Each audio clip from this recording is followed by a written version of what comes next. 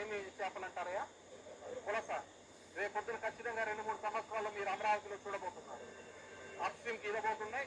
అదే పులసల్లో మీకు అమరావతి దాంట్లో మీకు పట్టించి మీ అందరికి ఇవ్వబోతున్నాం. ఓవరాల్గా ఇది నా బాధ, ఆవేదన. ఒకసారి చాలా తపనేస్తుంది, చాలా కోపం వస్తుంది, ఇరిటేషన్ వస్తుంది. అయినప్పటికీ అమరావతి క్యాపిటల్ సిటీ, ఇక్కడ రాజధాని కట్టడానికి లేదు, ఈ రాజధానికి పనికిరాదని వరల్డ్ బ్యాంక్ కూడా యాక్చువల్గా వాళ్ళు నెగిటివ్గా ఇచ్చారు, పనికిరాదని. మీ గోదావరి నది ఏ విధంగా ఉందో అది పొంగి పొర్లుతోంది అక్కడ అమరావతిలో. మీకు మాత్రమే సొంతమవుతుంది అనుకున్న దాన్ని ఏమి చేపలంటారయ్యా? పులస. రేపొద్దున ఖచ్చితంగా 2-3 సంవత్సరాల్లో మీరు అమరావతిలో చూడబోతున్నారు.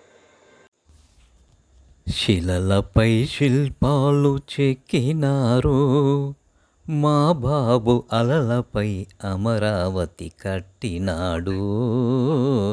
శిలలపై శిల్పాలు చెక్కినారు.